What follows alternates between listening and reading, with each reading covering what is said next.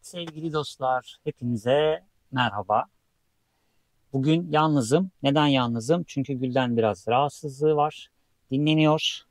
O yüzden ben de bugün size tek başıma bir video çekeceğim. Çünkü video zamanımız geldi. Videoyu yetiştirmek lazım. Bir önceki videoda çok konuşulan, hatta bizim çok fazla dile getirdiğimiz ve benim onu editlerken devamlı kesmek zorunda kaldığım bir Ilıca mevzumuz vardı. Şimdi Türkiye kıyı ve sınır şeridi turunu Ege ile başladık. Bir önceki videoda izlediniz. Çok güzel yerler gezdik, çok güzel maceralar ve çok güzel anılar yaşadık. Şimdiki süreçte Akdeniz bölgesindeyiz. Akdeniz bölgesi inanılmaz derecede uzun, çok fazla maceraya sahip bir bölge. Akdeniz bölgesinde yaklaşık olarak 60 küsur tane video paylaşmışız. Hani neresinden başlayalım, neresini anlatalım, nasıl yapalım hiç bilmiyorum. Video nasıl devam edecek onu da hiç bilmiyorum. Ama başlangıcını yapalım dedik ve dünyamıza hoş geldiniz diyerek başlıyoruz.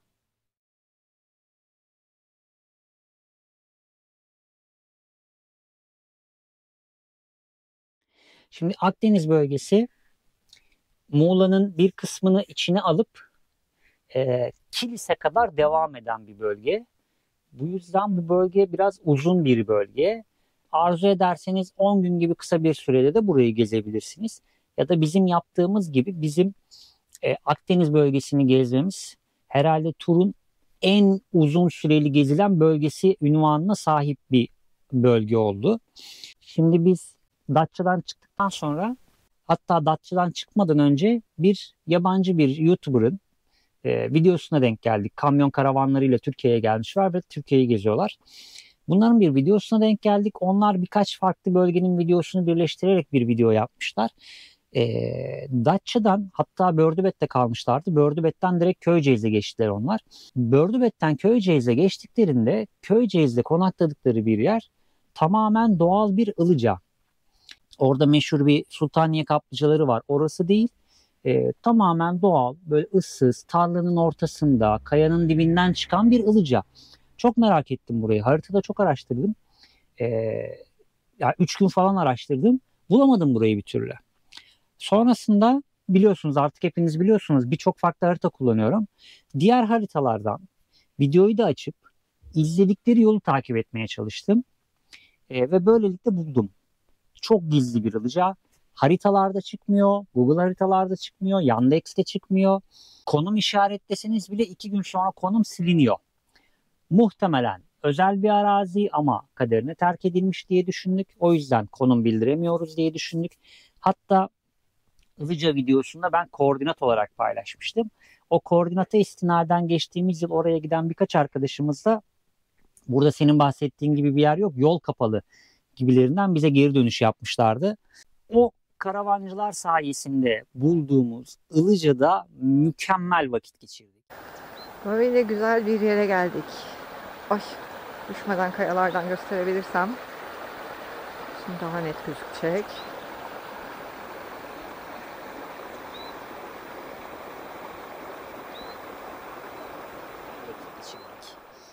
Tahminen Mart falandı oraya vardığımızda. Akşamları gayet serin oluyordu. Ondan sonra ama çok keyifli vakit geçirdik. Ve şöyle söyleyeyim size, Türkiye kıyı ve sınır şeridi turumuzun en çöpsüz bölgesiydi. Yani gittiğimiz zaman da yaklaşık bir 8-10 tane karavancı vardı. O tam biz gittiğimizde tek Türk karavancı bizdik. Oran şu şekilde işliyordu. İşte 10 karavancı, bunun 8'i yabancı, ikisi Türk, 7'si yabancı, 3'ü Türk gibi. Hatta birçok Türk karavancı da yanımızdan geçip gitmişti o dönemlerde. Ilıca'nın güzel tarafı şu: sadece yerel halk tarafından biliniyor. Gündüzleri nispeten kalabalık oluyordu bizim olduğumuz o dönemlerde. Biz gece girebildik o yüzden. Ama müthiş. Yani orası bir otel yapılıp ya da bir şey yapılıp halkın kullanımından alınır mı alınmaz mı önümüzdeki yıllarda bilemiyoruz ama biz oranın keyfini çıkarttık ve ufak birkaç görüntüye de size bırakalım istedim. Şimdi siz o görüntüleri izlerken ben de videonun bir sonraki durağına hazırlanayım.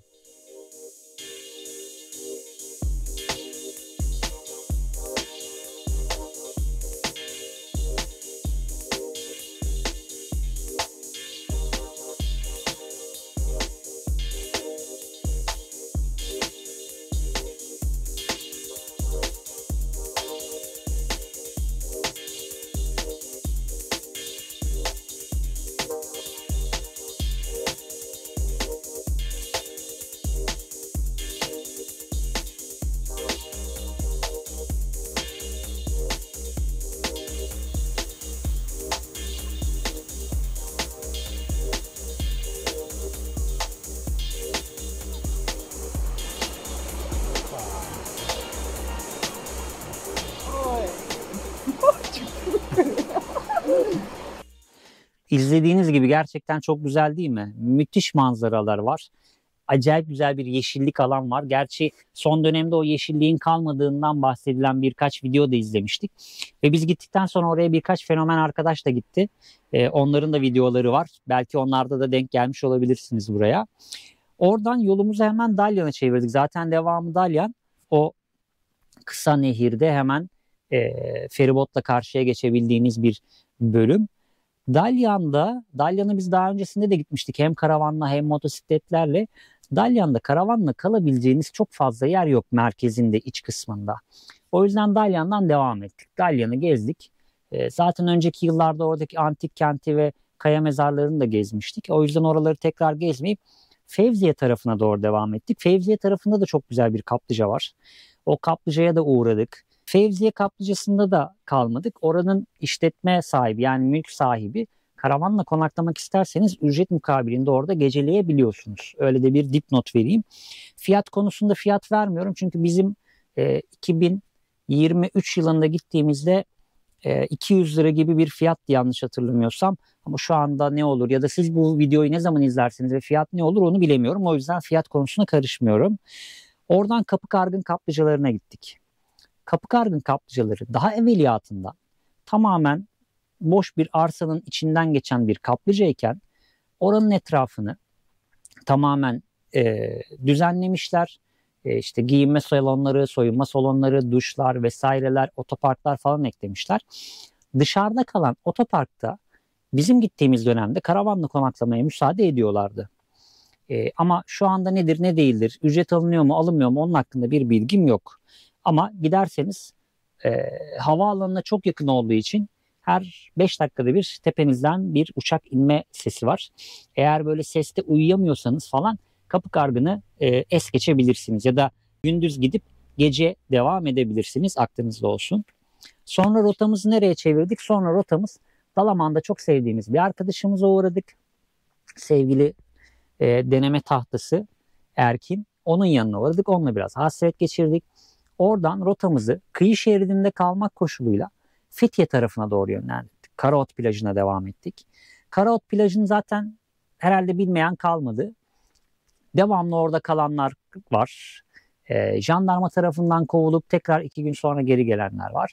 Bizim gittiğimiz süreçte biz biliyorsunuz artık biz 3 ya da 4 gün maksimum konakladığımız için birçok yerde çok uzun süre konaklamadığımızdan dolayı herhangi bir jandarma ile ya da zabıta ile böyle bir diyaloğa girme olayımız olmuyor. Kısa süre konakladığınızda ve gezgin olduğunuzda gerçekten bu iş böyle. Çok nadir. Biz Türkiye kıyı ve sınır şeridi turumuzda bizim jandarma ile münasebetimiz 1 ya da 2. Birincisi Sagalassos tarafında bir antik kente çok yakın kalmıştık. Orada müsaade etmediler ki haklılar, orada suç bizdeydi. Antik kent yakınlarında o kadar konaklama yapamazsınız. İkincisinde de Karadeniz bölgesindeydi. Zaten Karadeniz'i biliyorsunuz, oraya döneceğiz vakti zamanı geldiğinde. Akdeniz bölgesinin şöyle bir güzel tarafı var. Her 5 kilometrede bir, her 10 kilometrede bir konaklayabilirsiniz dostlar. İnanılmaz güzel bir kıyı şeridi. Akdeniz bölgesine tek yapmanız gereken şey sezonda gitmemek. 40 derece sıcakta, 45 derece sıcakta. Zaten insanlar o bölgede tatil amaçlı ne yapıyorlar bilmiyorum. Hani otel, motel ya da klimalı bir alanda olmadığınız sürece gündüz vakti o sıcak çekilmez. Kesinlikle kendinize eziyettir bu. Aracınıza eziyettir. Aracın elektronik aksamına eziyettir. Karavanla gidecekler için söylüyorum. Çünkü invertörünüz fazla ısınır. İnvertörünüzün kafası karışır. Güneşin altında bile olsanız enerji toplayamazsınız. Enerji sıkıntısı yaşarsınız. Yani bir dünya mevzu var onunla ilgili. Bize göre Antalya bölgesini gezebileceğiniz en güzel zaman sonbahar. İşletmelerin kısmi kapanmış oluyor. Sadece genel olarak yöre halkı orada oluyor. Çok sessiz, çok sakin. Zaten Akdeniz bölgesine Aralık'ta dahi denize girebiliyorsunuz. Böyle bir özelliğe sahip bir bölge. O yüzden yaz sıcağında oralara gitmek bize çok mantıklı gelmeyen davranışlar. Ve oraya hep sezon sonunda gittik. Motosikletle de çok fazla gittik o bölgeye. Şimdi Fethiye'yi artık hepiniz biliyorsunuz. Fethiye merkez inanılmaz bir yer. Merkeze de çok güzel bir park açtılar sahil tarafına, Fethi Bey Parkı. Fethi Bey Parkı'nın hemen arka tarafında bir alan ayırmış belediye. Orada karavanda konaklayabiliyorlardı.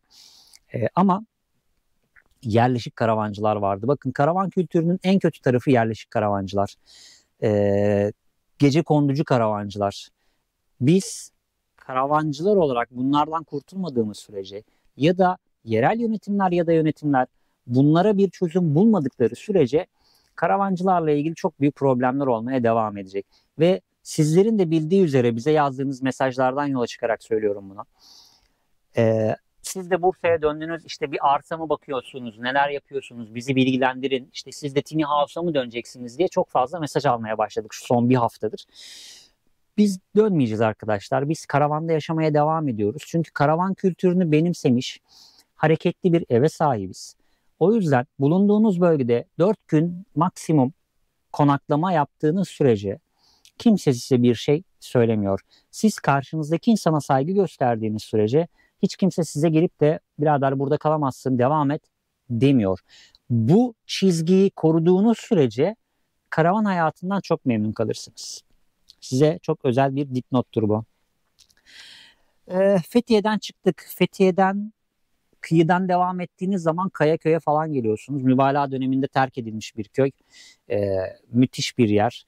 Oradan bir antik kente gittik biz. Pınara Antik Kenti diye bir yere gittik dostlar. Pınara Antik Kenti o dönemde yaşlılar tarafından kurulmuş bir antik kent. Çok enteresan geldi bize hikayesi. Hani yaşlılar tarafından kurulan bir antik kent. Dedik ki hani gençlerin eğlencesinden bunalmışlar. Kafa dinlemek için mükemmel bir yere gitmişler ki gerçekten de mükemmel bir konuma sahip. Çok güzel bir manzaraya sahip. Yuvarlak bir alan etrafına kurulmuş ama yaşadığı depremlerden dolayı inanılmaz derecede hasar almış ve şu anda herhangi bir işlem yapılamayan bir antik kent. Pınara Antik Kenti herhalde bizim bu yapmış olduğumuz Türkiye turunda en çok gezdiğimiz antik kent olabilir. Şöyle ki antik kenti gezmemiz 4 gün sürdü.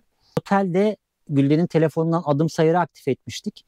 Yaklaşık olarak 30 ya da 35 kilometre gezmişiz biz o antik kent içerisinde. Yani girmediğimiz çıkmadığımız yeri kalmadı o antik kentin. Vaktiniz varsa ve antik kent gezmeyi seviyorsunuz mutlaka listenize ekleyin derim. Pınara Antik Kenti çok güzel bir yer. Oradan Kalkan'a devam ettik. Kalkan, Kaputaş ve Kaş güzergahında zaten karavanla yol kenarında konaklayabilirsiniz. Genelde insanlar Kaputaş plajının hemen o otopark gibi ayrılan bölümünde konaklamaya çalışıyorlar ama yani bize çok mantıklı gelmedi oralar. O yüzden devam ettik o bölgeden. Kaş'ta sezon içinde giderseniz karavanla hem kendinize yazık edersiniz, hem oranın yöre halkına yazık edersiniz, hem de orada vakit geçirmek isteyen, eğlenmek isteyen turistlere yazık edersiniz. Kışın içinde araba park etmeye yer yok. İnceboğaz diye bir bölümü var. Genelde oraya çörekleniyor karavancılar ve ne hikmetse abi, yani bizdeki karavan anlayışı, karavan kültürü çok farklı. Bu kafaya nasıl eriştiler onu da hiç anlamış ve algılamış değiliz. Gidiyor bir bölgeye, kimse umurunda değil ve hemen kaldırıma bir yayılma olayı söz konusu. Neden böyle yapıyoruz? Niye böyle yapıyoruz? Neden başka insanlara saygı göstermiyoruz?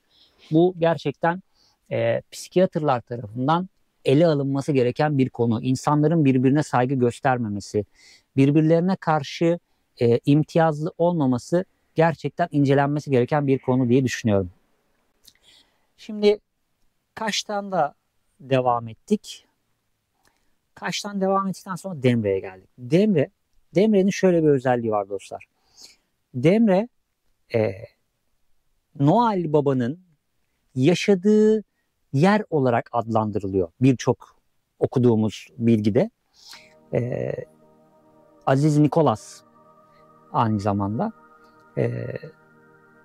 Eğer bu tür mit hikayelerine, bu tür enteresan hikayelere merakınız varsa bunu da Demre'de hem Aziz Nikolas manastırını gezerek hem de onun için yapılmış yerleri gezerek, müzeleri gezerek çok fazla bilgi sahibi olabilirsiniz. Biz hap bilgi veriyoruz size, hapı atıyoruz. Siz de eğer merakınız varsa bu konuda bu bilgiyle birlikte kendinize yeni ufuklara taşıyabilirsiniz. Demre'nin sahilinde geçtiğimiz yıllarda biz 2 defa konakladık. 2 farklı yılda gidip 2 defa konakladık Demre sahilinde. İkisinde de herhangi bir problem yaşamadık. Hoş geldiniz. Yine diyorum, sezon içerisinde Demre'ye giderseniz zaten tek bir sahili olan bir yer. Yerleşim çok fazla ve siz karavanınızı sahilde otopark bölümüne paralel olarak yan olarak park edip manzara seyredeceğim ben kafasıyla giderseniz sizi oradan kaldırırlar. Size ceza da keserler. Orada durmanıza da müsaade etmezler. Bedavaya ve boş yere hem kendi sinirlerinizi yıpratırsınız hem de oradaki görevli arkadaşlarla münakaşaya girmiş olursunuz. Onların da gününü zora sokmuş olursunuz. O yüzden sezon genelinde uymanız gereken maalesef ki belirli kurallar var. Sizin özgürlüğünüz bir başkasının özgürlüğünün başladığı yerde bitiyor dostlar. Bunu lütfen unutmayın ve buna göre davranın. Demre'den sonra bizim yaptığımız rota işte Finike, Mavikent ve devam edecektik Antalya merkeze doğru. Ama biliyorsunuz 2023 yılında bir genel seçim oldu. Bu seçim için biz Bursa'ya geri dönmek zorunda kaldık. Mavikent'ten sonra Finike'ye geçtik. Finike'den sonra Mavikent'e geçtik. Mavikent'ten sonra biz Bursa'ya döndük. Mayıs ayının ortalarında. Amacımız hemen tekrar geri dönüp seçim zaten hemen sonuçlanacak ve biz turumuza devam edeceğiz. Yani oy kullanıp yola çıkacaktık biz. Biz Bursa'ya döndüğümüzde maalesef seçim ikinci tura kaldı. Seçimin ikinci tura kalması demek bizim planlarımızı bir ay öteledi. Bir ay ötelenen planlarda biliyorsunuz Gül'den artık öğrendiğiniz hem güneş alerjisi var hem 35 derece sıcağın üzerine çıktığı zaman hava kalp çarpıntısı başlıyor ve Akdeniz bölgesinde işte 40'lı dereceleri göreceğimiz için ben hem Gülden'i hem de Max'i sıkıntılı bir duruma sokmamak için mecburen turu yavaşlatmak zorunda kaldık. Peki o süreç içinde Bursa'da mı kaldık? Hayır, tabii ki Bursa'da kalmadık. Biz seçimin ikinci yarısı da açıklandıktan sonra tekrar yola revan olduk. Bursa'da bir organizasyonla birlikte turumuz devam etmiş oldu. Filik Vadisi'ni çok merak ediyorduk. Böylelikle Kütahya, Afyon üzerinden biz Filik Vadisi'ne girmiş bulunduk. Filik Vadisi milattan önce çok uzun yıllara dayanan işte kaya evlerde yaşanmış, kayaların içi oyularak kale yapılmış. Ondan sonra dünyanın ilk apartmanı mesela yine Filik Vadisi'nde. Bakın dünyanın ilk apartmanı diyorum. İlk alafranga tuvalet. Bunlar aslında hep bizim medeniyetimizde, bizim topraklarımızda gün yüzüne çıkmış. Bizim topraklarımızdaki insanların buldukları şeyler. Filik Vadisi'ni bilmeyenler için, daha doğrusu şöyle söyleyeyim. Filik Vadisi çok geniş bir alanı. Hatta Ankara'dan işte Karadeniz'e kadar uzanan çok büyük bir alan. İnsanlar sadece bir iki noktasını biliyor. Çünkü onlar lanse ediliyor. Bu bir iki noktayı bilen insanlar gelip görüp devam ediyor. Ama biz öyle yapmadık. Biz yol güzergahımız üzerindeki hemen hemen her noktaya uğramaya çalıştık. Eğer merak ederseniz Filik Vadisi diye yine bölümlerimiz var. O bölümlerden de Filik Vadisi'nin güzelliklerini izleyebilirsiniz. Size onun detaylarını vermek istemiyorum. Çünkü Filik Vadisi bizim yarım kaldı. Hatta 1/3'ünü gezdik. Gezeceğimiz daha çok yer var Filik Vadisi'nde. Afyon'dan nereye indik? Eğirdir Gölü'ne devam ettik. Eğirdir Gölü'nde biz yaklaşık bir ay geçirdik. Ama nasıl geçirdik? Gölün etrafını dönerek geçirdik. Eğirdir Gölü gerçekten çok güzel bir yer ama çok ciddi bir tehlikeyle baş başa. Eğirdir Gölü'nün normalde uzun tek bir göl ama iki parçaya bölünme ihtimali var. Kontrolsüz kullanımdan kaynaklı. Çevre, yöre halkının, çiftçilerin kontrolsüz kullanımından, su kullanımından kaynaklı oranın da kuruma ihtimali var maalesef. Bu da üzücü bir haber. O yüzden orası kurumadan Eğirdir Gölü'nü merak ediyorsanız mutlaka gezin. Rüzgarlı bir alan. Kış ve sonbaharda yaz başı ya da yaz sonu gitmenizi tavsiye ederim. Yazın da gidebilirsiniz. Çok sıcak bir memleket değil. Ama göl etrafında konaklayabileceğiniz çok fazla yer var. Sabit bir yere kalmayın arkadaşlar. Gittiğiniz yere çökmeyin. Yani enerjiniz devamlı yüksek olsun. Devamlı aynı noktada kalmayın. Göl etrafında dediğim gibi çok güzel yerler var. Biz hepsini keşfettik. Hatta Davraz Dağı'na kadar çıktık biz o bölgede kaldığımız süre içerisinde. Oradan aşağıya doğru devam ettik. Tam Ağustos ortaları gibiydi yanlış hatırlamıyorsam. Dedik ki Antalya'ya böyle ufak ufak yaklaşalım. Antalya'ya bir yaklaştık ki inanılmaz 38-39 derece sıcakları gördük. Bulunduğumuz bir bölge vardı çok güzel. Ne barajıydı? Bir şey barajı. Şu an adını unuttum. Tabii Gülden de yanımda olmadığı için kızcağız hasta olduğu için şu an onu da size hatırlatamıyor. Karacaören Barajı'na gittik. Karacaören Barajı mükemmel bir yer. Çok keyif aldık oradan. Tek problem inanılmaz derecede sıcaktı. 38 derece bir sıcak gerçekten bizi mahvetti orada. Ve köye yakındık. Hani cami anonslarını vesairelerini duyabiliyorduk. Şöyle bir anons geçtiler. Şu su konteynerları var. Ondan sonra dediler ki olası bir yangın halinde köylümüz belirli noktalardaki su konteynerlerini kullanmaktan çekinmesin. Dedik yani bir şey olacak herhalde ya da bir beklenti var. Çünkü gerçekten çok sıcak bir hava. Zaten tepemizden devamlı bir yangın uçağı geçiyor falan böyle devamlı bir kontrol.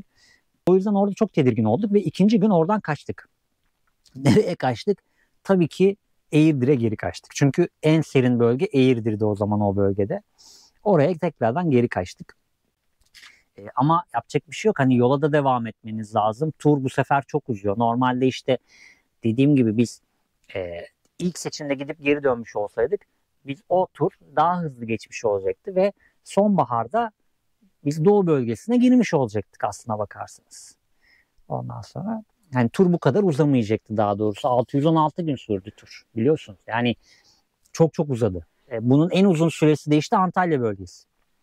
Sagalassos'a uğradık. Sagalassos antik kenti. Normalde güzergahımız üzerinde değildi ama bir daha geç gelmeyelim. İşte ne olur ne biter bilemediğimiz için ülkemizde biliyorsunuz bir sonraki yıllarda bulamıyoruz bazı şeyleri. Sagalassos'a girdik. Mükemmel bir yer. Hepinize tavsiye ediyorum. Çok güzel bir antik kent. Manzarası müthiş bir antik kent. Hikayesi müthiş. Mutlaka araştırın, öyle gidin. Sagalassos'tan çıktığımızdan sonra bir çeşme gördük. Çok güzel bir suyu vardı çeşmenin ama çeşmenin çok kötü bir tarafı vardı. Etrafında inanılmaz derecede çöp vardı. Ben de o dönemde üstünüze afiyet hastaydım. Bir gribal enfeksiyon geçiriyordum. Dinlenmem gerekiyor. Orada biraz dinlendik. Kenara çektik ağaç altına. Çeşmenin etrafına aracı park edilebilir bir alan da vardı. Yerin İçime sinmedi dostlar. Yani o çeşmenin, o hayratın, o kadar güzel yapılmış yerin o kadar pis ve çöp dolu olmasın içinize sinmedi.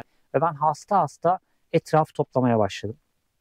Onunla ilgili de bir video çekmiştik hatta. İzleyenleriniz belki vardır. İzlemeyenleriniz varsa da mutlaka izlesin. Yani neden bu kadar kirli bir toplum olduk? Temizlik imandandır denilen bir dine mensup olup da nasıl bu kadar pis olabiliyoruz? Bunu anlamlandıramıyorum maalesef. O konular zaten çok konuştuk karavan hayatı boyunca. Sagalassos'tan sonra arkadaşlar nereye gittik? Güver Uçurumu'na indik. Müthiş bir yer. Müthiş bir doğası. İnanılmaz güzel bir manzaraya sahip Güver Uçurumu. Güver Uçurumu'nda da Antalyalı birkaç arkadaşımızla denk geldik. Onlarla sohbet, gırgır, şamata. Güver Uçurumu'ndan sonra da indiğimiz güzergah tabii ki Kapuz Kanyonu oldu. Çivi gibi bir suya sahip. Biliyorsunuz gülden soğuktan çok haz etmez. Hele ki soğuk denizden, soğuk sudan kesinlikle haz etmez. Ama hava o kadar sıcaktı ki gülden bile o Kapuz Kanyonu'nun serin sularına attı kendisini. Yani Kapuz Kanyonu Akdeniz bölgesinin herhalde can kurtaranı diyebilirim. Antalya bölgesinin daha doğrusu Akdeniz'in demeyelim. Şimdi Kapuz Kanyonu'ndan sonra Lara sahiline doğru devam ettik. Orada birkaç arkadaşımızla görüştük. Lara sahilde abi olmayacak bir iş geldi başımıza. Market alışveriş yaptık. İşte Gül'den bulunduğumuz marketten bir şeyler bulamadı. Karşı markete doğru devam ederken Gülden'e araba çarptı. Kaza geçirdi. Yani çok saçma olaylar oldu o bölgede. Allah'tan hiçbir şey yok. Aracın kendine göre hani araç birden manevra değiştirip Gülden'e doğru dönüyor. Ve aracın önündeki o C sütun dediğimiz sütunlardan dolayı da Gülden'i göremediği için Gülden'e çarpıyor. Neyse ki çok yavaş araç. Neyse ki Gülden'in refleksleri iyi. Aracın kendisine doğru yöneldiğini görünce kaputun üzerine doğru atıp kendini aracın yan tarafına atlıyor. Yani Allah'tan hiçbir şey olmadı. Ufak bir iki sıyrık da atlattık. Yani çok çok ucuz sıyırdı diyebilirim. Çok daha kötü sonuçlanabilirdi. Çocuk daha hızlı girseydi o viraja, daha yani bir saçmalık yapsaydı, ne bileyim drift yapmaya kalksaydı, Allah göstermesin, çok kötü sonuçlanabilirdi. Çok ucuz kurtardı. Lara'dan sonra şimdi Gülden de sakat. Nereye gitmemiz lazım? Onun birkaç gün böyle sabit kalabileceği, yani çok fazla hareket etmeyeceğimiz, onun da kendisini toparlayabileceği bir yer istedim ben.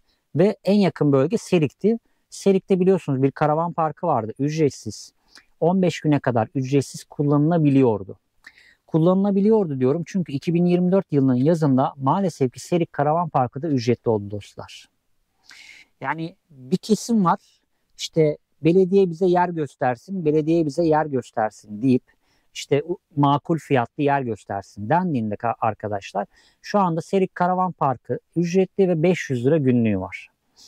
Dostlar, 500 lira günlük karavan parkı verdiğiniz zaman aylık hesap yaptığınızda bu 15 bin lira para yapar. Ev kirası demektir bu. Ve bu mantıklı bir fiyat değil.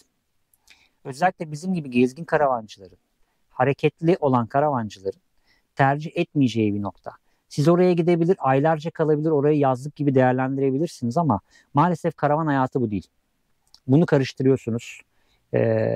Karavan hayatı bu değil. Belediyeler çok ciddi bir sektör, inanılmaz derecede bir sektör ve inanılmaz derecede yurt dışından karavancı gelen bir durum. Belediyeler size su boşaltım istasyonu, su dolum istasyonu ve bir alan ayırabilirler.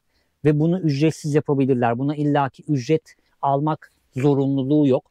Burada tek olay insanlarımızın daha duyarlı olup, daha ahlak sahibi olup, işte turundaysa 2 gün 3 gün konaklayıp ve yola devam etmesidir. Ama bizim halkımız maalesef ki çöreklendiği için, ahlak kalmadığı için, karşısındakine saygısı kalmadığı için buraları çörekleniyor ve çöreklendiği zaman da belediyeler maalesef ki burayı ücretli yapmak zorunda kalıyorlar. Serik Karavan Parkı 15 gün size müddet tanıyordu. İnanılmaz büyük bir tarih bu, 15 gün. Bunun en alakalısı, en oluru bakın 4 gündür. Birinci gün gelirsiniz, ikinci gün ve üçüncü gün ihtiyaçlarınızı karşılarsınız. İşte çamaşırınızı yıkarsınız, kendinize gelirsiniz, rahat rahat bir duş alırsınız vesaire vesaire vesaire, artık ne yapıyorsanız. Dördüncü günde hareket edersiniz. Bunu belediyeler yapabilir. Her bölgede yapabilirler bunu. Avrupa'da çok fazla örneği var. Fotoğrafını bulursam koyarım size. Şöyle bir kare kutu. Bu suyunu da buradan alıyor. Giderini de buraya boşaltıyor. Siyah suyunu da buraya boşaltıyor. Suyunu da buradan dolduruyor. Bütün ihtiyaçlarını karşıladığı noktalar var. Bu Avrupa'da birçok yerde yol kenarlarında var. Hani bu yapılamaz bir şey değil. Jetonlu çamaşırhaneler. Yapılamaz bir şey değil bunlar. Yapılabilir şeyler bunlar ama yapabilmek ve yapmayı istemek. En kilit nokta bence bu. Bunları yapmayı istemek. Vatandaşa bunu sunmak ya da ülkemize gelen turiste bunu sunmak. İşte bunu yapabilecek yönetimler inşallah önümüzdeki yıllarda var olur. Serik'te Gülden kendine geldi. Kazanın stresini atlattık. İşte güzel de keyifli bir vakit geçirdik. Deniz çok dalgalıydı. Denize girmedik o bölgede. Ama arzu eden olursa Serik Karavan Parkı'ndan deniz çok uzak bir mesafede değil. Yürüyerek çok rahat ulaşabilirsiniz. Serik'ten Manavgat tarafına doğru devam ettik. Manavgat tarafında Parakende diye bir sahil şeridi var. Çok güzel bir yer. Biz çok beğendik. O bölgede yine konakladık. Uzunca bir sahil. Keyif aldık. Manavgat'ın içinde konaklayacak çok fazla yer yok. Çünkü her yer otel, her yer işletme. Otellerin önünde konakladığınız zaman akşam yapılan partileri beraber yapıyorsunuz o otellerle. Gece 1'lere 2'lere kadar süren partileri. Biz biraz daha sakinlik ve huzur aradığımız için hep insandan ve yerleşimlerden uzak kalmayı tercih ediyoruz dostlar. Manavgat tarafında hepinizin bildiği gibi Köprülü Kanyon diye bir yer var. Dedik ki oraya bir gidelim. Çünkü çok yakındı, böyle bir 15-20 kilometre mesafemiz vardı. Hazır buraya kadar gelmişken dedik oraya da gidelim. Köprülü Kanyonu'na varmadan önce çok güzel bir konak noktası bulduk. inanılmaz keyifli bir konak noktasıydı. Çok keyif aldık orada. Ve Jetbot'la tanışma fırsatımız oldu orada. Gerçi bilmedik ama bize keyifli anlar yaşattı orada Jetbot. Çok güzel bir yerdi orası da gerçekten. Hemen yanınızdan gürleye gürleye akan bir nehir. İşte ıssız, kimse yok. Şansımıza sadece tur düzenleyen bir iki tur aracı gelmişti falan. Hatta bir tane dev gibi bir kamyon gelmişti. İşte onlarla da falan bayağı sohbet edip keyif aldığımız bir bölge oldu Manavgat'taki Kapuz Kanyonu'ndaki o yer. Çok güzeldi. Sonra Kapuz Kanyon diyorum, özür dilerim, Köprülü Kanyon. Köprülü Kanyon'dan Side'ye devam ettik. Side'de de karavancı dostlarımız vardı.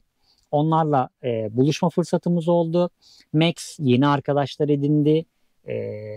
Antalya'daki dostlarımız Side'ye yanımıza geldiler hafta sonu. Onlarla güzel vakit geçirdik. Side Antik Kenti'ni gezdik. Çok güzeldi Side bizim için. Çok keyif aldık. Şu anda Side Antik Kenti'nin o sahil bölümü duyduğumuza göre Antik Kent alanına dahil edildiği için kapanmış. O tarafa ulaşım yok ve işletmeleri de kapatmışlar orada. Maalesef son gidenler bizdik herhalde yine.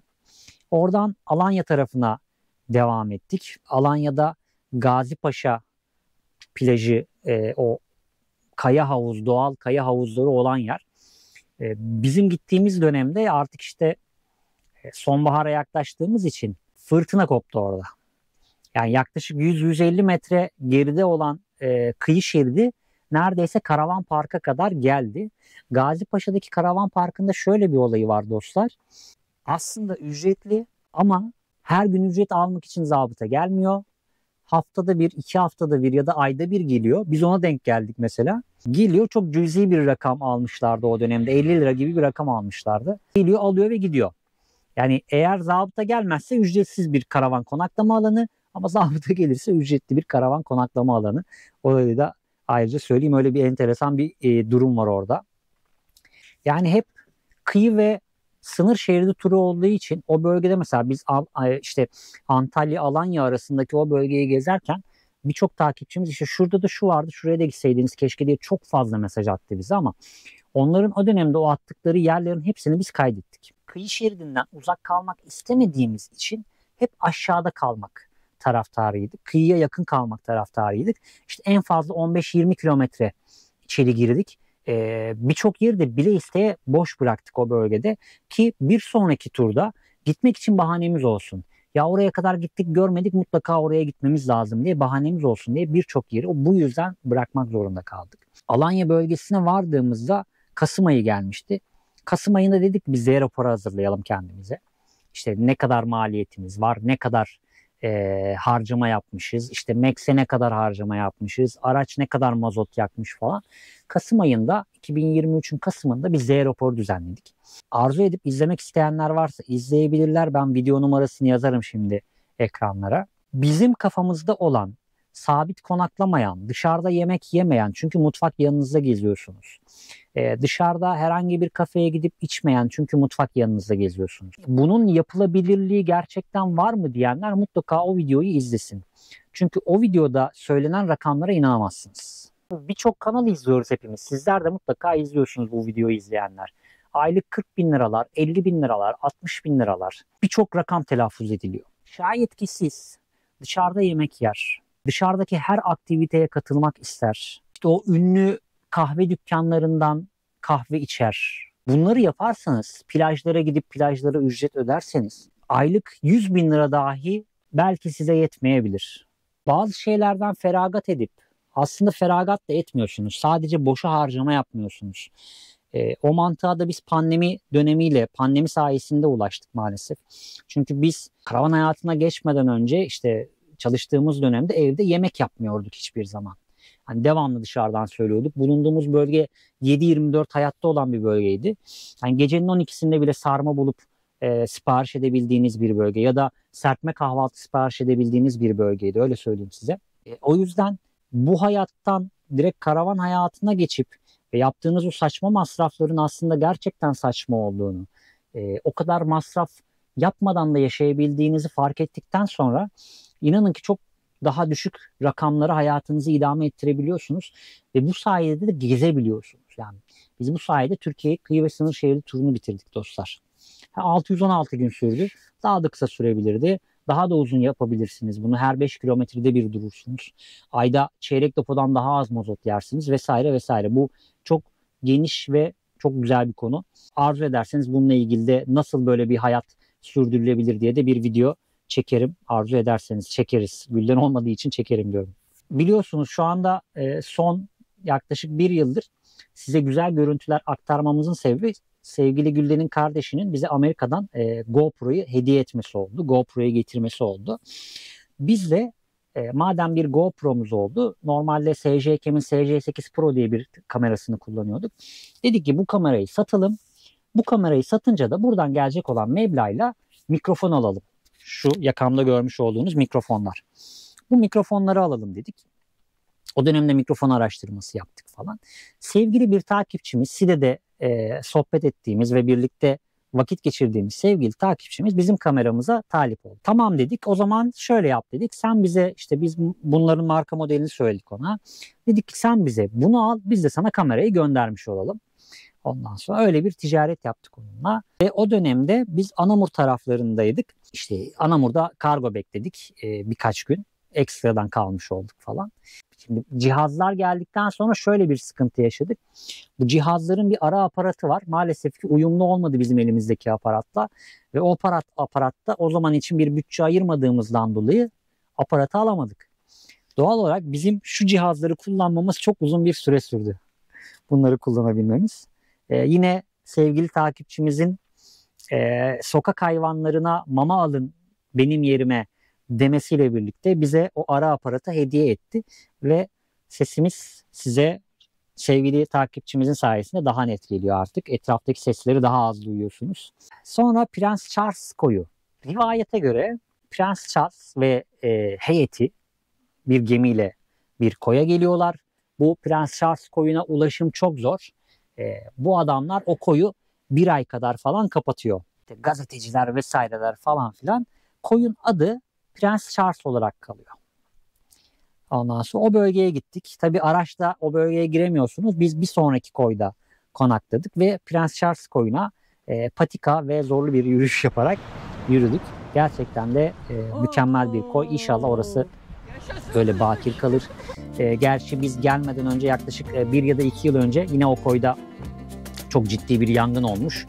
Normalde bayağı ağaçlık, harika bir yermiş. Şu an bizim gittiğimiz dönemde maalesef o ağaçlardan eser yoktu. O konuda çok üzülmüştük o bölgede. Yangın konusu çok derin bir konu. Bizi çok üzen bir konu. Bunun önüne geçebilmek mümkün ama biraz önce karavancılara yapılması istenen örnekte örnek verdiğim gibi istemek lazım maalesef.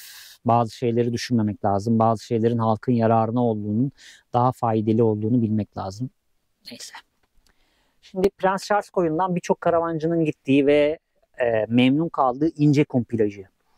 Çok güzel bir yer. Biz sonbaharda gittik oraya, artık montlar falan giyiyorduk üzerimize. Müthiş bir plajı var. Tek sıkıntısı yazın sezonda orası aşırı rüzgar alan bir bölgeymiş. Ama onun haricinde sezon dışı giderseniz harika bir yer. Denizi müthişti. Biz soğuk olduğundan dolayı giremedik denizine. Ama tavsiye ederim. Çok güzel bir alan. Şimdi neredeyiz? Gilindire Mağarası'na gideceğiz. Gilindire Mağarası mükemmel bir yer. Buzul çağına kadar uzanan bir tarihe sahip efsane bir bölge. Gitmediyseniz oraya da yine mutlaka gidin diyorum. Şimdi yavaş yavaş Mersin merkeze ve Adana'ya doğru devam ediyoruz ama buralara gitmeden önce Barbaros Koyu. Müthiş bir doğası var. Yazın ne çadır, ne karavan, ne arabayla, ne bir şeyle burnunuzu sokacak yer bulamıyorsunuz. Biz gittiğimizde çok sakindi çünkü artık zaman olarak yılbaşına yaklaşıyorduk. Aralık ayında falandı. Müthiş bir doğası var. 2 tane etrafta böyle bir kaya, vadinin ortasından denize ulaşıyorsunuz. Gerçekten harika bir yerdi. Çok beğendiğimiz konumlardan bir tanesiydi. Zaten şöyle, Akdeniz bölgesindeki hemen hemen her konumu çok beğendik. Gerçekten müthiş bir doğa. İnanılmaz güzel bir doğaya sahip Akdeniz bölgesi. Mersin'de bizi en çok şaşırtan şey inanılmaz derecede takipçimizle denk gelmemiz oldu. Hani yolda Max'i yürürken bile önümüzü kesip biz sizi takip ediyoruz. Ne zaman Mersin'e geldiniz? Keşke haberimiz olsaydı falan. İnanılmaz çok bu durumu yaşadık. Biz de biraz mutlu etti açıkçası bu durum. Çok keyifliydi. Mersin halkından çok keyif aldık. Çok güzel dostlar edindik orada yine. Hani Mersin merkezde kaldığımız dönem içerisinde gerçekten çok keyif aldık. Sonra Tarsus'a doğru devam ettik. Tarsus'a devam ederken Tarsus'ta biliyorsunuz orada da yine Tarsus Karavan Parkı vardı. Ücretsiz 3 gün, 3 gece 4 gün olan karavan park. Maalesef orası da artık ücretli oldu arkadaşlar. Birçok insan oranın neden ücretsiz olduğuna dem vuruyordu. Sonunda istedikleri oldu. Mersin Karavan Park, Tarsus Karavan Park'ta ücretli oldu. O da yanlış hatırlamıyorsam 500 lira civarında bir ücrete sahip artık. Bunların var olmasını sağlayanlara da teşekkür ediyorum. İnsanlar hayatta yaşamak için sanki her şeye para vermek zorundaymışız gibi bir algı var. Böyle bir şey yok arkadaşlar. Belediyelerin asli görevi vatandaşlarına hizmet sunmaktır. Vatandaşlarından ücret mukabilinde hizmet vermek değildir. Tabii ki ekstra hizmet olan yerlerde ücret alsın ama ben hiçbir şeyini kullanmadığım bir alana sadece otopark için gecelik 500 lira vermek çok mantıklı hareketler değil bunlar. Bizi en çok şaşırtan şehirlerden biri Adana. Adana'ya tereddütlerle girdik. Çünkü seyrediyoruz televizyonlardan. Yani güneşe silah sıkan adamlar. Adana'nın tam göbeğinde kaldık. Bakın tam merkezinde kaldık Adana'nın. Yaklaşık 10 gün kadar orada kalmak zorunda kaldık. Çünkü yetiştirmemiz gereken bir makrame siparişimiz vardı. Yerde rahat olunca ve güvenli olunca oradan kımıldamak istemedik. Abi müthiş bir yer. Parkın içindesiniz. Devamlı insan sirkülasyonunun olduğu bir yerdesiniz. Gelen geçen selam veriyor. Çocuklar geliyor. Abi ne yapıyorsunuz siz? İşte geziyoruz falan. Böyle inanılmaz bir yerdi bizim için Adana. Gerçekten böyle hani ön yargıyla yaklaştığımız ama bütün ön yargılarımızı yıkan, insanının müthiş olduğu, bizim karşılaştığımız insanlardan bahsediyorum. İnsanının müthiş olduğu, inanılmaz yardımsever olduğu çok güzel bir yer. Biz Adana'da yapılan o Portakal Festivali'ne kalamadık çünkü turumuzu çok uzatmamız gerekiyordu ve diğer kısmı etkileyecekti bu uzatma kısmı. Kalamadık ama mutlaka festival zamanında Adana'ya gelmek istiyoruz. Çünkü Adana'da gezmediğimiz çok fazla yer bıraktık. Sırf Adana'ya tekrar geri dönmek için bahanemiz olsun diye. Gerçekten çok memnun kaldığımız şehirlerden bir tanesiydi Adana. Çok keyif aldığımız yerlerden biriydi. Sonrası biraz hüzünlü. Neden hüzünlü? Hatay'a doğru devam ediyoruz. Bu arada hemen kısa bir dipnot veriyorum. Bu bilgi Milli Savunma Bakanlığı tarafından da doğrulanmış bir bilgi. İlk kurşun müzesi var Adana'da. Kurtuluş Savaşı döneminde aslında ilk kurşun Hasan Tahsin tarafından değil. Sizce Hasan Tahsin'in attığı ilk kurşun gerçekten Kurtuluş Savaşı'nda atılan ilk kurşun muydu? Yoksa ondan öncesi de var mıydı? Şimdi hep beraber onu göreceğiz. Hadi gidelim. Adana'da sıkılmış dostlar. Ve bununla ilgili de bir müze yapmışlar. Yine detay bilgi vermiyorum. Çünkü biraz araştırmanızı istiyorum sizin de. İlk Kurşun Müzesi Hatay. İlk kurşun gerçekten Hatay'da mı sıkılmış diye bir araştırın. Karşılaşacağınız bilgilere çok şaşıracaksınız gerçekten de. Hatay'ın o kahramanca mücadelesine hayran kalacaksınız. Şimdi Hatay'dan İskenderun tarafına doğru devam ettik. İskenderun'da bir arkadaşımız yaşıyordu. İskenderun'a girmemiz biraz hüzünlü oldu çünkü ikimiz de böyle Gülden'le sağa sola bakıyoruz. Baksana burası da yıkılmış. Binaya bak ne hale gelmiş. Eyvah burası da yıkılmış. Yolların haline bak demekten kendimizi alamadık. Ve sevgili bir arkadaşımız orada öğretmenlik yapıyor. Onun yanında kaldık birkaç gün. Kendimizi aslında o psikolojiye hazırlamak istedik daha doğrusu. Gerçekten çok zor zamanlardı. Hani biz orada olmasak bile çok derinden etkilendik. Birebir o ortamda bulunanların yaşadıkları gerçekten kelimelerle anlatmaya ya da onların o yaşadığı duyguları hissetmeye hiçbir güç el vermez diye tahmin ediyorum. İskenderun'dan Titus Tüneli Antakya tarafına geçebileceğiniz bir otoban yolu var. Ama Samandağ tarafından da alt sahil yolundan da kullanılabilen bir yol var. O yol çok tercih edilmiyor. Ama biz o yolda bir konum yakaladık. Müthiş. 3 ya da 4 gün o bölgede konakladık. Harika bir konumdu. Ve yanlış hatırlamıyorsam Türkiye'nin en uzun bisiklet yolu. Samandağ'dan işte Titus Tüneli'nin oraya kadar uzanan o sahil şeridinde bisiklet yolu yapmışlar. Müthiş bir güzergah. Bisiklet merakı olanlar ve böyle yol yapmak için güzergah arayanlar için efsane bir rota. Şiddetle tavsiye ediyorum. Samandağ bisiklet yolu. Mutlaka gidin derim. Müthiş bir yer gerçekten de. Titus Tüneli dediğimiz tünelde arkadaşlar, Titus Tüneli sellerden korunmak için yapılmış bir tünel aslında. O dönemdeki yöre halkının yaptığı. Bazı rivayetlerde kölelere yaptırıldığı falan söyleniyor. Orada net bir bilgi, çok fazla rivayet var. Net bir bilgi yok demeyeyim. Çok fazla rivayet var. Görmeniz gereken bir yer gerçekten. Hatay'ın tarihini araştırdığınız zaman zaten Titus Tüneli'nin o bölgenin tarihini araştırdığınız zaman geçmiş yıllarda her 200 yılda bir, 250 yılda bir çok ciddi depremler olan bir bölge. Ve neden o bölgede fay hatlarının üzerinde halen daha yerleşim yapmaya çalışıyor insanlar bu deprem sonrasında bile, bunu biz algılayamadık. Yolumuz Hatay'dan işte Antakya tarafından yukarı doğru devam etti. Dünyanın Hatay merkezde bulunan, merkeze çok yakın olan dünyanın ilk mağara kilisesi o bölgede. Dünyanın ilk mağara kilisesi. Hatay'ı üstten gören bir bölge. Biz de arka yoldan çıkmak zorunda kaldık. Ya Hatay'a girişimiz çok kötü oldu. GPS sizi bir yoldan götürüyor. O yol tamamen inşaat yığınlarıyla dolu. Başka bir yola dönüyorsunuz. Aynı. Mahalleler kalmamış, semtler kalmamış, ilçeler kalmamış. Yani inanılmaz bir yer. Allah oradakilere yardımcı olsun. Halen daha aynı sıkıntıları çekiyorlar orada yöre halkı. Bilmiyorum. Yani çok konuşmak istiyorum bu konuları. Ama konuştukça kendi sinir seviyemin yükseldiğinin farkına varıyorum. O yüzden bu konulara çok fazla girmek istemiyorum. Zaten o Hatay videosunda biraz değindik bu konulara. Merak ederseniz tekrar o bölgeleri, yani kısa kısa videonun üzerine koymaya çalışıyorum ama merak ederseniz de Antalya bölgesinin sonlarına doğru olan bu videolarda o bölgeyi izleyip ne demek istediğimi çok rahat anlarsınız. Ve şöyle de bir sıkıntı ve şöyle de bir olay oldu. Biz Hatay'a vardığımızda aslında benim doğum günümdü. Ondan sonra o bölgede doğum günümü de kutlamak istemedik açıkçası. Daha doğrusu Hatay'da konaklayamadık. Duygusal bir yoğunluk yaşadık o bölgede. Halen daha yaşıyoruz bahsi geçtikçe. Neyse.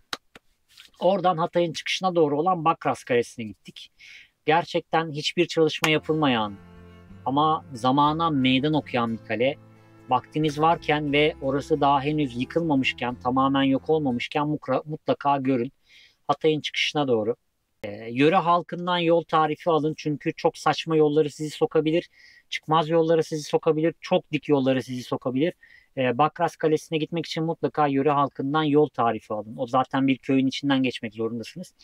O köy sakinlerinden yol tarifi alın. Size çok yardımcı oluyorlar. Bakras Kalesi'nden Antalya bölgesinin, Akdeniz bölgesinin son noktası. Kilis. Benim askerlik yaptığım yer. Kilis'e biz aslında hep Güneydoğu Anadolu bölgesinde ya da Doğu Anadolu bölgesinde diye bakıyorduk. Harita incelemelerinde baktık ki Kilis Antalya bölgesindeymiş. Meğersem ben bundan 20 küsur yıl önce Antalya bölgesinde askerlik yapmışım.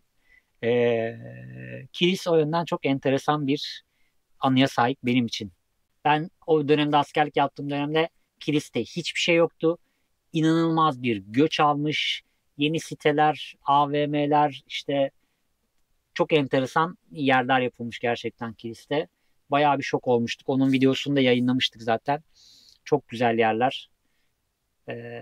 Türkiye'mizin her yeri çok güzel zaten. Şimdi çok hızlı geçtim. Çünkü 69 video paylaşmışız bir bölgede. Ve aslında çok çok daha fazlasında hani 70 küsur yerde konaklamışız. Bunların hepsinin videosunu çekmemişiz. Çok hızlı hızlı anlatmak zorunda kaldım. Size kısa kısa bilgiler verdim. Akdeniz'i genel olarak özetleyecek olursam ve videoyu tek başıma yapmam da bu konuda birazcık beni sıkıntıya soktu. Çünkü Gülden'in girmesi gereken, bana müdahale etmesi gereken yerlerin hiçbirinde maalesef yok hastalığından dolayı. Max de onun başında. Onu yalnız bırakmadı, gelmedi benimle. Nerede olduğumuzu sorarsanız da biz şu an benim annemin evinin önündeyiz. Karavanda konaklamaya devam ediyoruz. Tabii gün içinde annemlerle beraber vakit geçiyoruz ama gece karavana iniyoruz. Gülden rahatsız olduğu için şu an 1-2 gün maalesef orada. Bundan bir hafta öncesinde de ben çok fenaydım. Ben bayağı rahatsızlanmıştım. Max rahatsızlandı benim peşime. Ondan sonra arabada biraz sıkıntılar çıktı. Onları da bir sonraki videoda bahsederim herhalde. Araba biraz bizim canımızı sıkıyor şu anda. Karavanda biraz sorun var. Yani Bursa'ya bir geldik. Dostlar, 2. haftasındayız Bursa'nın. Ben hastalandım. Hastalanmam yetmedi, diş ağrım tuttu üzerine falan, böyle çok enteresan olaylar yaşadık. Annem elini yağa soktu, eli yandı kadıncağızın, acile zor yetiştirdik. Yani bayağı bildiğiniz tava düşerken elini tavaya sokuyor, bütün bilek yağın içinde kaldı. Böyle çok enteresan olaylar yaşadık.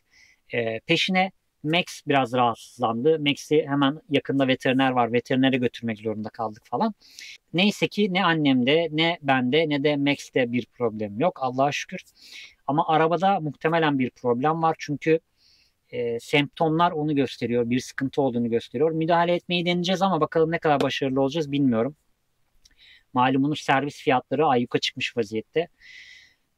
Allah sonumuzu hayretsin diyorum. İşte Gülden biraz rahatsız. Gribal enfeksiyon, çok bir şey yok. Merak etmeyin. Ama dinlenmesi gerekiyor. Yani böyle enteresan bir olay. Bursa'yı karavan sevemedi. Biz girer girmez hasta olduk. Enteresan. Bakalım çıkabilecek miyiz Bursa'dan, şu an onu düşünüyoruz. Biliyorsunuz bütün elimizdeki birikmiş paranın hepsini işte Karadeniz bölgesinde Şavşat'tan inerken ön takımın kırılmasıyla birlikte Trabzon'da bütün birikimimizi verdik. Şimdi biraz para biriktirmemiz lazım. Zeytin dönemi şu anda. Belki 1-2 zeytin toplama işi yakalayabilirsek oradan bir gelir elde etmeyi planlıyoruz. Tabii sizin doğrudan destekleriniz de bizim için çok önemli. Katıl butonuyla ya da süper teşekkürle bize doğrudan destek olabilirsiniz. Makremelerimizden her videomuzun altında açıklama bölümleri var. Açıklama bölümlerindeki Shopier mağazamızdan makromelerden sipariş edebilirsiniz yine destek olmak isterseniz. Onun haricinde Gülden'in yeni eklediği bir olay var. Kahve ısmarlama mevzusu. Açıklama kısmına girip de bize yine doğrudan destek olmak isterseniz kahve ısmarlayabilirsiniz. Öyle de bir yöntem var. Evet, Akdeniz bölgesinin enlerini tek başıma yapmak istemiyorum. O yüzden Akdeniz bölgesinin geneliyle ilgili konuşacağım size. Akdeniz bölgesi, çünkü her konak noktası çok güzeldi bizim için. O yüzden enleri yapmak istemiyorum Akdeniz bölgesinde. Hani en kötü an diyebileceğimiz anda maalesef ki Gülden'in kaza anıydı. O gerçekten çok stres yaşadığım çok kötü bir andı. Yani en kötü Akdeniz bölgesinde yaşadığın en kötü olay neydi deseniz sadece Gülden'in kaza yapması diyebilirim o konuda. Onun haricinde yaşadığımız hiçbir olay olmadı. İnanılmaz keyif aldığımız bir bölge Akdeniz bölgesi. Yani evet, maalesef tek başıma da olsa kameranın şarjı yetmedi. O yüzden mikrofonu çıkartmak zorunda kaldım ve kamerayı fişe takmak zorunda kaldım dostlar. Biraz önce dediğim gibi hani en kötü an olarak sunabileceğimiz tek an Gülden'in kaza yapması. Daha doğrusu Gülden'e çarpmaları oldu. Onun haricinde kötü diyebileceğimiz gerçekten herhangi bir an olmadı. Antalya bölgesi inanılmaz geniş bir kıyı şeridine sahip ve ulaşılabilir bir kıyı şeridine sahip. Çok güzel bir bölge. Başka aklıma takılan bir şey yok. Bu video maalesef böyle oldu. O yüzden kusura bakmayın. Tek başına olunca böyle oluyor. Ve mecbur video da çekmek zorundaydık. Gülden'in rahatsızlığı geçmeyince mecburen tek başıma video çekmek zorunda kaldım. Çünkü esasen bugün video günü. Ben bu videoyu editleyip akşam saat 8'e size yetiştirmeye çalışacağım. Bakalım nasıl bir şey çıkacak, emin olun ben de bilmiyorum. Çünkü karavan hayatı videolarında ilk defa tek kişi olarak video çekiyorum. Umarım beğenirsiniz. Beğenirseniz de beğen tuşuna basmaktan çekinmeyin. Son videolardaki beğen tuşuna basanların sayısı azaldı. Videomuzu izleyenlerin sayısı güzel ama beğen tuşuna oranla çok az. Beğen tuşuna basmadığınız zaman dostlar, YouTube algoritması bizi daha başka insanların karşısına çıkartmıyor. O yüzden sizin bizim göstermiş olduğumuz bu emeğe saygı duyup bir beğen tuşuna basmanız, ki beğen tuşu ücretsiz, bir yorum yazmanız bizler için çok değerli. Hani bize doğrudan destek olmayabilirsiniz. Olmak istemeyebilirsiniz.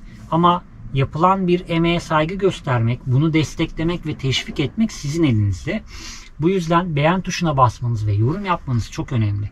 Bizim kanalımızın daha fazla insanın karşısına çıkmasının tek kolay yolu sizin beğen tuşuna basmanızdan geçiyor.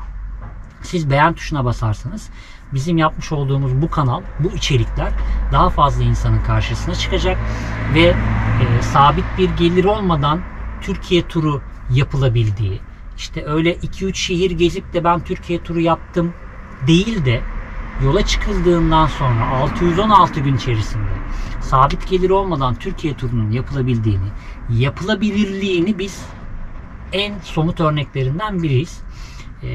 Bu kanalın daha fazla insanın karşısına çıkması için yapabileceğiniz tek şey de beğen tuşuna basmak.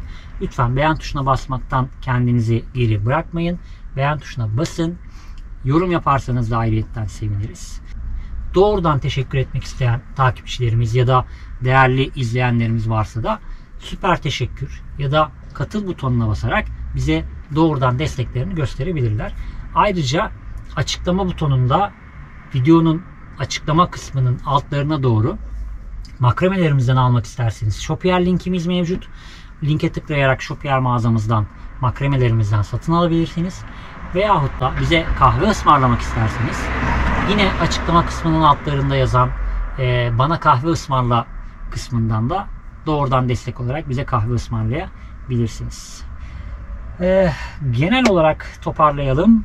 Muğla'nın son kısmıyla birlikte başlayan Akdeniz bölgesi, Kilis'e kadar uzanan müthiş bir güzergah, müthiş anılar, müthiş keyifli videolar. Sadece bu bölgenin videolarını izlemek isterseniz de oynatma listeleri kısmından Türkiye turu Akdeniz bölgesine tıklarsanız bu oynatma listelerine direkt ulaşabilirsiniz. Oradaki merak ettiğiniz farklı maceraları izlemek isterseniz o videolarımızda beğen ve yorum yapmayı unutmayın lütfen.